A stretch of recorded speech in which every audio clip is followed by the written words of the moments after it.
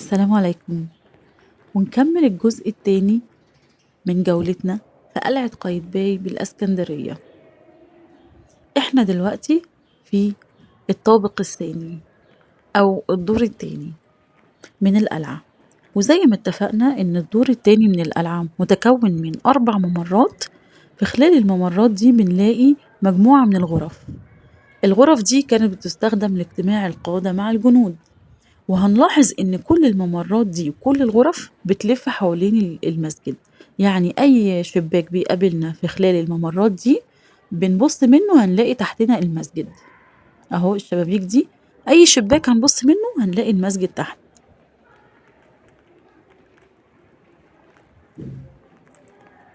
دي الغرف،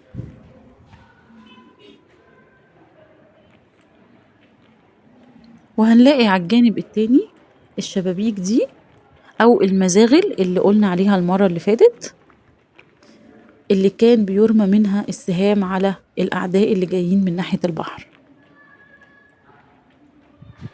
ودي سقاطة الزيت، دي ودي، وهناك الماكت صورناه أول ما دخلنا الدور.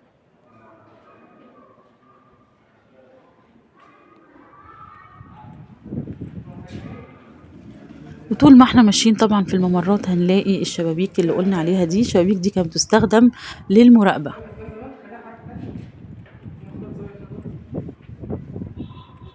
طبعا الناس كلها بتتصور في الأماكن اللي هي خارج منها أشعة الضوء دي، بيبقى الصور فيها جميلة جدا.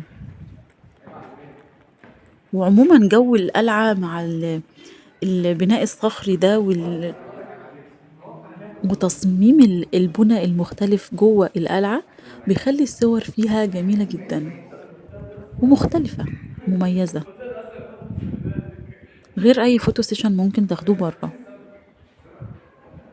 هيبقى الجو حجري وشبابيك قديمة ومناظر كمان لبرا هتلاقيها، شايفة البحر وشايفة المراكب اللي جنب القلعة.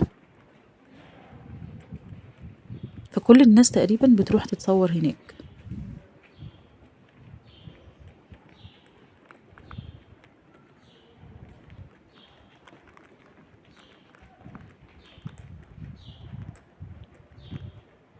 كده وصلنا لنهاية الممر. هنلاقيه بيبص بقى من الناحية التانية على الممر التاني.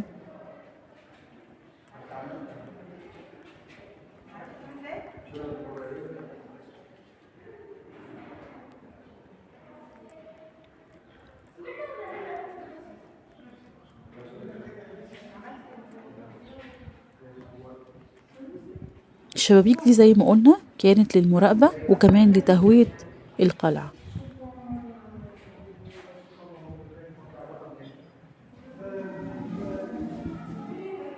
هندخل بقى جوه واحد من المزاغل دي وهنشوفها من جوه.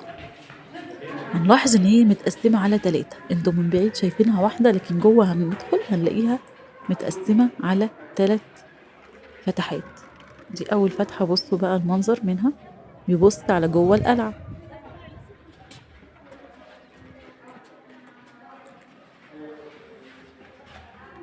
هنشوف التانية بتجيب منظر تاني للساحة بتاعة القلعة، ممكن نشوف منها البحر كمان.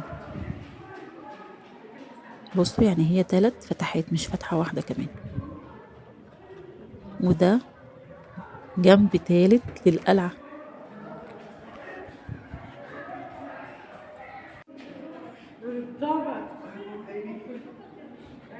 هنشوف كمان الشباك ده هنبص منه بيبص على الساحة الداخلية للقلعة. الساحة دي كانت بتستخدم لتدريبات الدفاع وتدريبات الجنود. وهنشوف في الدور التالت كمان إن هيبقى فيه إيوان السلطان كان بيراقب منه التدريبات دي، وبيراقب منه كمان السفن اللي جاية على بعد أيام من البحر.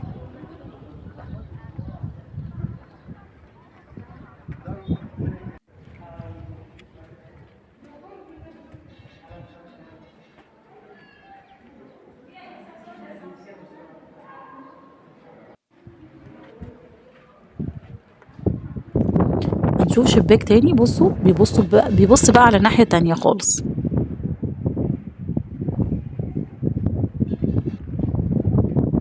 وده تصوير آخر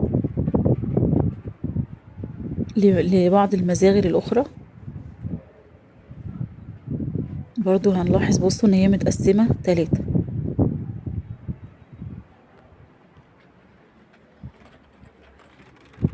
هنشوف المنظر هنا بقى، المنظر على البحر بقى.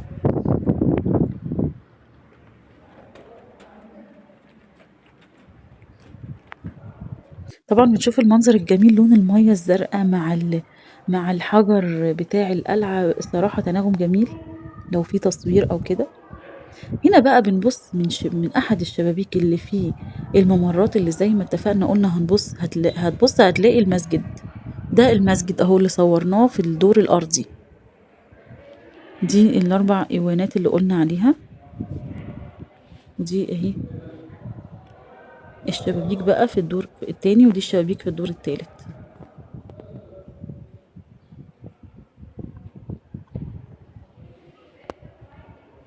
شوفوا اللي فوق ده مكان القبة اللي قلت لكم اتبنت بدل المأذنة.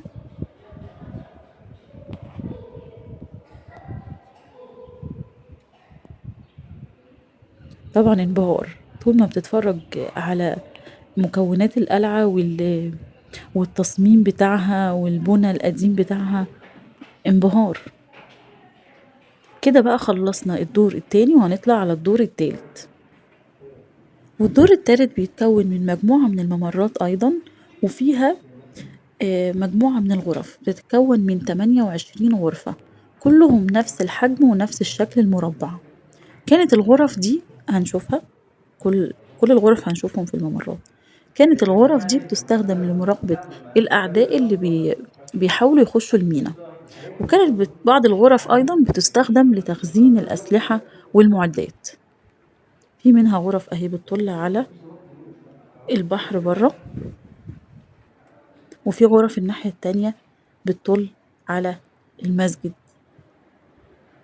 أو هي تقريبا مش يعني ما فيهاش شباك على لا فيها شباك على المسجد.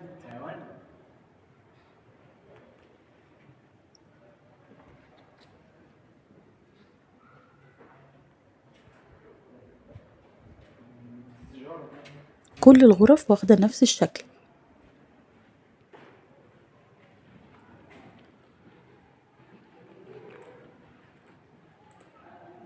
اهي المزاغل برضو موجودة في الدور التالت. بصوا بقى المنظر، نبص منها هنلاقي منظر جميل ازاي.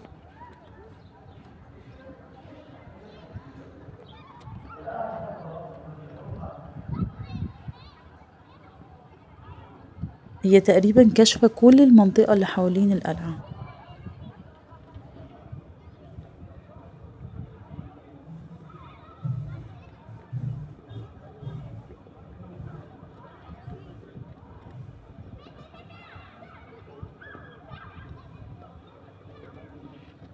والمراكب اللي في البحر هنا.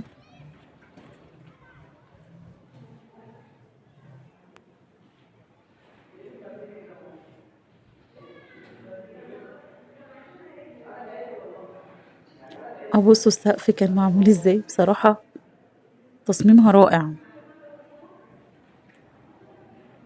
اهي الشبابيك اللي بقول لكم موجودة في الدور التالت بتطل على المسجد ايضا.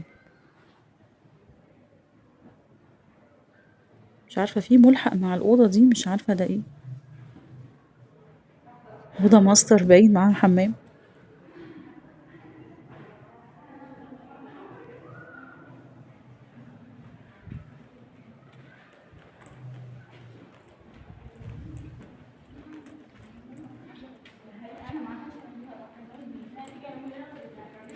كده بنرجع بنلاحظ ان الممرات بقى في الدور ده رفيعة جدا عن الممرات اللي كانت في الدور التاني.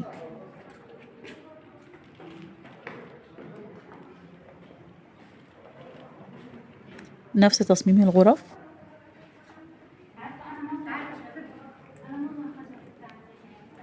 دي الشبابيك بقى اللي باصة على المسجد.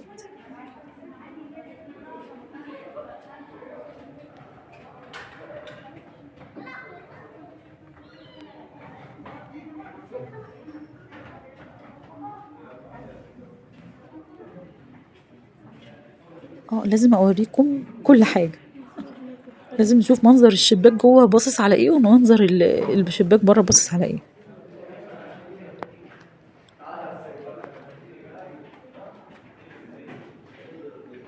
بس الدور التالت طبعا مزودينه بإضاءة، لأن هو تحس إن هي القلعة ضلمة شوية من جوه. الإضاءة فيها طبعا يعني الإضاءة الطبيعية اللي داخلة من الشبابيك مش كافية، تحس إن الدنيا ضلمة شوية. فبنلاحظ هنا حاطين كشافات كبيرة كتير في كل الغرف والممرات.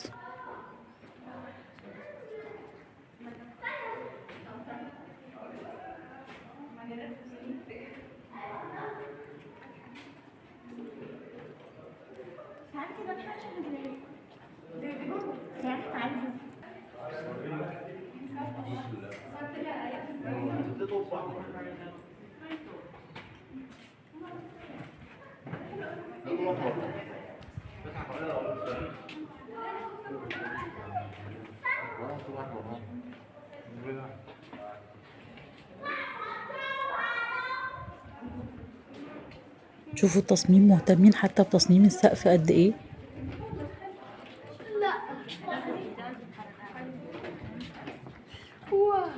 المكان ده بقى كان مفتوح على فوق، تقريبا بيطلع على المئذنة أو على القبة بتاعة المسجد، لأني بصراحة ما طلعتش. هنكمل هنا هنشوف بقية الغرف.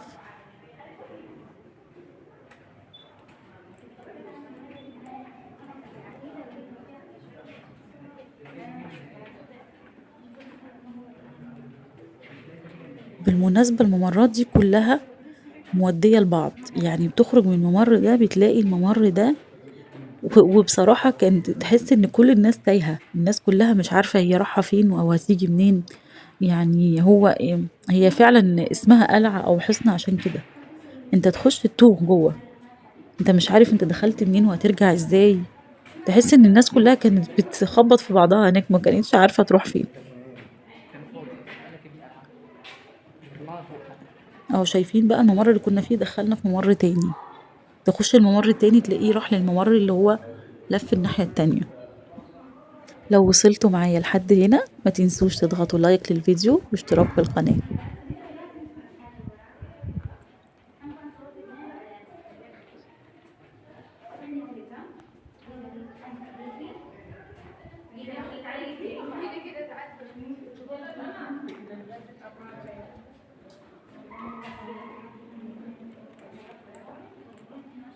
الممرات كلها لازم أعيشكم معايا كأنكم كنتوا انتوا اللي في القلعة.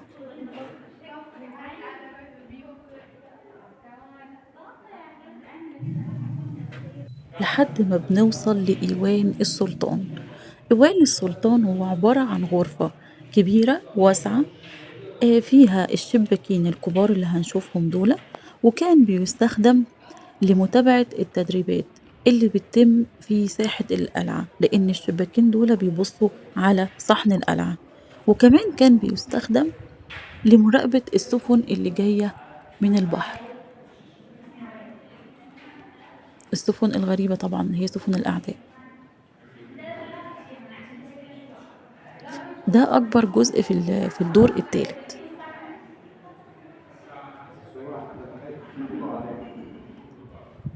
وبكده يكون خلص الجزء التاني من جولتنا في قلعة قايتباي. أتمنى تكونوا استمتعتوا بالقلعة من جوه وعرفتوا كل مكوناتها، واستنونا في الجزء التالت هنشوف القلعة من بره والجزء المحيط كله بالقلعة.